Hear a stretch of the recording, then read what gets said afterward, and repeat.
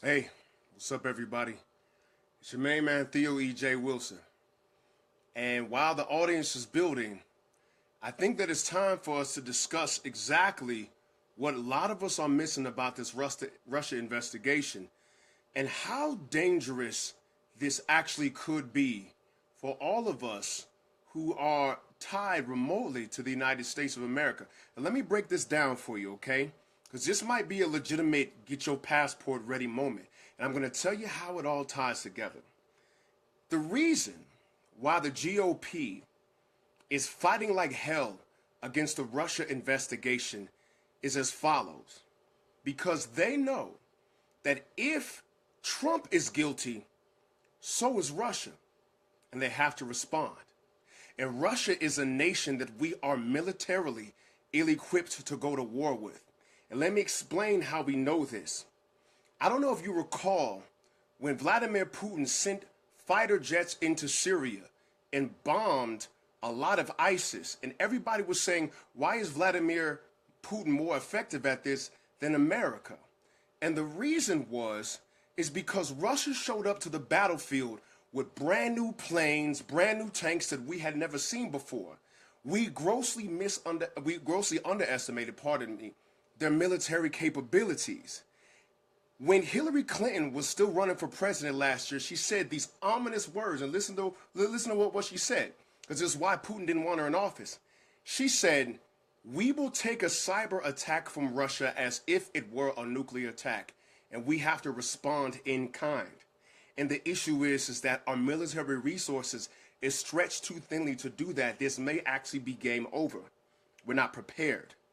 Let me hip you to something. A lot of y'all have heard of something called the New World Order. We hear it about all the time, the Illuminati and whatnot. But what a lot of people don't understand is that the New World Order is not quite as powerful as you think it is. The New World Order is essentially the alliance between the United States powers, based in Washington, D.C., London, and the Vatican. That's the New World Order, right? So that is the real triangle of evil. But what people don't tell you about is the BRICS nations. The BRICS nations are an acronym for the following countries: Brazil, Russia, India, China, and the S is South Africa. The BRICS nations are forming a counterbalance to the New World Order. And it's partially because you have a group of nations that do not play along. And China and Russia are the main two power players in that. China is the money man, right, if this was a game, and Russia is the muscle. And how this all plays out is this. You have to understand who Russians are. Russians are not like other branches of people who are in the European family. Obviously, Russia is primarily in Asia, obviously. They have had such a hard way with the Western European powers that we normally associate with imperialism. And when their czars were killed last century, they had a deep philosophical break with them. And the Russians began to form their own power block. And a lot of people don't realize the reason why America won World War II is because the Red Army forced forced Germany to fight on both fronts. And we knew that we didn't want it with them, but we engaged in the Cold War because we understood that somebody had to be the winner. And when they fell, when I was just a kid, what you saw was Russia go through a time so hard that you would think it would be World War I, World War II. They're harder than we are. The Russians have a level of metal that we don't cultivate in our citizens. And because of that, they have at least 1,000 hours more of schooling by the time they graduate high school than your average American kid. And at some point in time, this is all going to play out. The mastery of English, the mastery of espionage and warfare is on par with America. And we don't really understand one major thing, man. When you hack a nation in order to bring down its infrastructure, the thing that the hackers look for is an existing background. The existing background says that you need to look for the historical strife.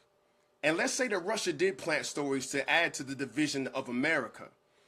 Like all countries, you would see, well, what are their fracture lines? And those fracture lines are all about race.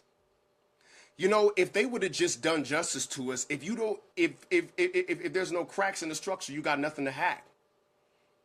And when you look at the fact that it was racism that got Donald Trump in office, then you really begin to see America's karma coming back to her right now. I'm trying to get y'all to look at this on a geopolitical scale. Let's look at China and the BRICS nations. What people don't understand is that China has their own version of the Illuminati. Just like the Illuminati in the Western powers are the descendants of the royal powers and the bankers, China's got its own Illuminati from the descendants of the imperialist emperors. They're called the dragon families. And the dragon families have assassins ready to deal with the Illuminati. You have to read Webster Tarpley, you have to read a guy named Gamble, but you have to understand something. There is this counter war going on between BRICS and old world order, which they're trying to make the new world order. And Russia's not playing along. Russia ended up booting a lot of the Rothschild banks out of there. China's been buying up all of Africa's gold. You see how Africa plays into this. China's been buying up all of Africa's gold and trying to use the Muammar Gaddafi plan to bolster its own economic fortitude. This is why they've been keeping their yuan artificially low. They have the ability to leverage us into oblivion because they own most of our debt. When the black community was toppled in the 1970s, where did they ship those manufacturing jobs to? They shipped the manufacturing jobs to Asia because they said, well, we're going to produce over there at a fraction of the cost, and we're going to disemploy all of these black men. And at the very same time that they disemployed all of these black men, that's when they dropped crack into the communities. But what happened is when China got a hold of our manufacturing capabilities, they didn't respect our patents. And therefore, China was able to duplicate like nobody's business. And America sold its power to China to disenfranchise the black community. That's why all of these black men can provide for their families. And the same time that they began to use the crack game in order to destabilize the black community, they also increased the sentencing. See how this all ties together? They also increased the sentencing. Prior to the 70s, for a minor drug charge, you couldn't get more than 1 year. When they increased the sentencing because they shipped all the manufacturing jobs to China to destabilize the black man from providing for his family, that's when America sowed the seeds for its own karma. And I remember Dr. King said, I will break the backbone of your power. He said, God talking to America, he said, I will break the backbone of your power, your economic and manufacturing base, and put it in the hands of a country that don't even know my name. Communist China's atheist, y'all. This is what I'm talking about. What we dealing with right now is the blowback from centuries of racism. We have to understand that the things that we're concerned about here in America, who's woke, who's not, feminist versus the patriarchy, Black Lives Matter versus all of that, plays out only in a context when America is on top. Imagine Vladimir Putin putting a cog in the machine and then watching that one misplaced cog destroy the entire machine. That misplaced cog was Donald Trump. And the GOP doesn't want to face them because they know that they'd have to respond with war, and we're not equipped. We don't have a Harry Truman. These guys were all assholes, by the way, but we don't have a president with that kind of mettle. The last president we had that actually served time in the military was George Herbert Walker Bush, otherwise known as Bush 1. There's nobody in our ranks outside of a general that has the capability to fight back against Russia the way that we need to.